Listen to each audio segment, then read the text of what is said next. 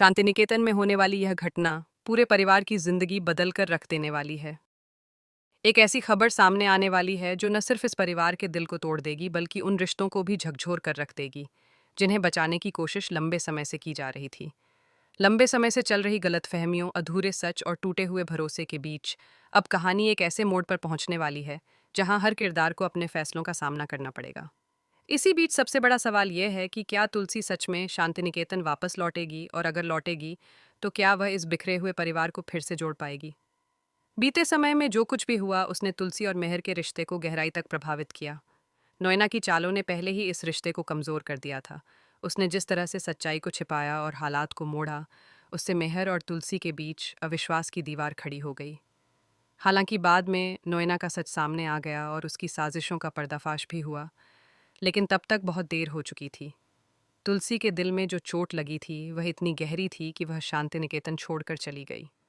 मेहर बार बार यह कहता रहा कि उनके रिश्ते के बीच जो भी दूरियां आईं वह सिर्फ हालात की वजह से थीं। उसने कई बार यह समझाने की कोशिश की कि उनके बीच असली समस्या कभी प्यार की कमी नहीं थी बल्कि गलत फहमियाँ थीं। जब भी उनके बीच झगड़ा हुआ वह बच्चों को लेकर हुआ, परिवार की जिम्मेदारियों को लेकर हुआ, लेकिन दिल से दोनों कभी अलग नहीं हुए। मेहर की यह बात सुनकर भी तुलसी का दिल पूरी तरह नहीं पिघला, क्योंकि उसके लिए भरोसा टूटना सबसे बड़ा दर्द था। वह मानती है कि अगर एक बार विश्वास टूट जाए तो रिश्ते को दोबारा खड़ा करना आसान नहीं होता। इसी बीच परिवार के बाकी रिश्ते भी उलझते चले गए।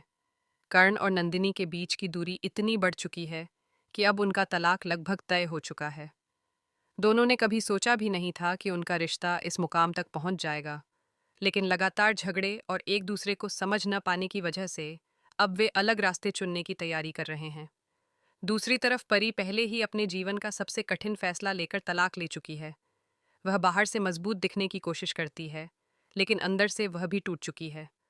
गौतम की हालत भी कुछ अलग नहीं है। वह परिवार के बीच होते हुए भी खुद को अकेला महसूस करता है। कभी जिस परिवार की खुशियां उसकी सबसे बड़ी ताकत थीं, वही परिवार अब बिखरता हुआ नजर आ रहा है। हर किसी के पास अपनी अपनी परेशानियां हैं और कोई भी दूसरे की बात सुनने या समझने के लिए तैयार नहीं है।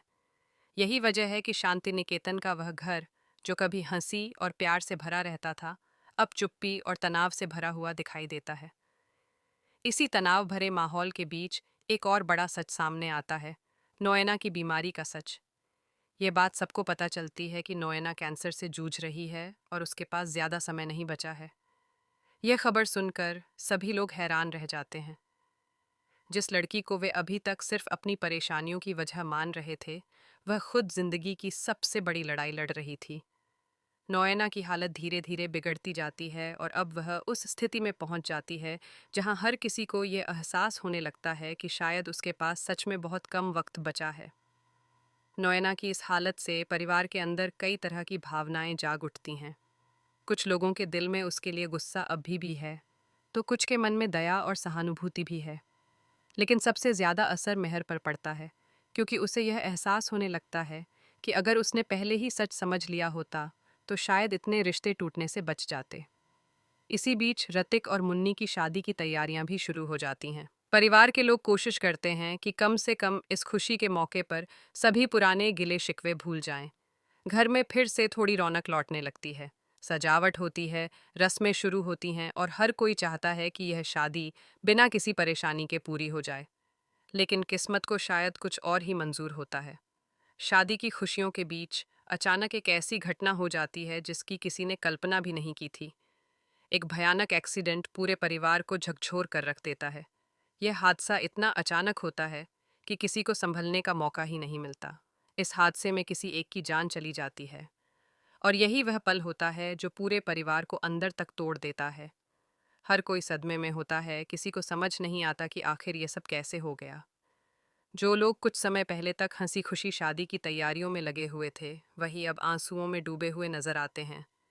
सबसे बड़ा सवाल यही खड़ा हो जाता है कि आखिर इस हादसे का शिकार कौन हुआ है। क्या यह वृंदा है, जो हमेशा परिवार को जोड़ने की कोशिश करती थी, या फिर परी, जिसने पहले ही जिंदगी में बहुत कुछ खो दिया है।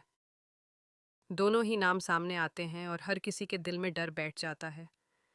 इस दर्दनाक घटना की खबर धीरे धीरे तुलसी तक भी पहुंचती है। जब तुलसी को पता चलता है कि शांति निकेतन में इतना बड़ा हादसा हो गया है तो उसका दिल भी कांप उठता है। वह जितनी भी नाराज हो, लेकिन इस परिवार से उसका रिश्ता कभी खत्म नहीं हुआ। वह तुरंत वापस लौटने का फैसला करती है। तुलसी का शांति निकेतन वापस आना अपने आप में एक बहुत बड़ा पल होने वाला है। जब वह उस घर की दहलीज पर कदम रखेगी जहां से वह टूटे दिल के साथ गई थी, तब हर किसी की आंखों में अलग अलग भाव होंगे। कुछ लोग उसे देखकर खुश होंगे, कुछ को शर्मिंदगी महसूस होगी और कुछ के मन में अभी भी सवाल होंगे। लेकिन इस बार तुलसी का मकसद सिर्फ अपने पुराने दर्द को याद करना नहीं होगा। वह यह समझ चुकी है कि अगर परिवार को बचाना है तो किसी एक को आगे बढ़कर सबको जोड़ना ही पड़ेगा। और शायद वही वह इंसान है जो इस टूटे हुए परिवार को फिर से एक कर सकती है। मेहर और तुलसी का आमना सामना भी बहुत भावुक होने वाला है। दोनों की आंखों में आंसू होंगे, लेकिन शब्द शायद कम पड़ जाएंगे। इतने समय की दूरी और इतने सारे दर्द के बाद यह मुलाकात बहुत कुछ बदलने वाली है। अब देखना यह होगा कि क्या यह दर्दनाक हादसा मेहर और तुलसी को फिर से करीब ला पाएगा या फिर उनके बीच की दूरी हमेशा के लिए रह जाएगी। क्या तुलसी इस परिवार को फिर से जोड़ पाएगी? और सबसे बड़ा सच आखिर कब सामने आएगा कि उस हादसे में किसकी जान गई? आने वाले एपिसोड में भावनाओं का ऐसा तूफान देखने को मिलने वाला है जो हर दर्शक को अंदर तक छू जाएगा। शांति निकेतन का हर सदस्य अपनी जिंदगी के सबसे कठिन दौर से गुजरने वाला है, लेकिन शायद यही वह वक्त होगा जब उन्हें यह एहसास होगा कि रिश्तों की असली ताकत क्या होती है और परिवार का साथ कितना ज़रूरी होता है। कहानी अब एक ऐसे मोड़ पर पहुंच चुकी है जहां हर फैसला, हर सच और हर भावना बहुत मायने रखेगी। और इसी के साथ यह देखना बेहद दिलचस्प होगा कि क्या टूटे हुए रिश्ते फिर से जुड़ पाएंगे या फिर यह हादसा शांति निकेतन के इतिहास का सबसे दर्दनाक अध्याय बनकर रह जाएगा।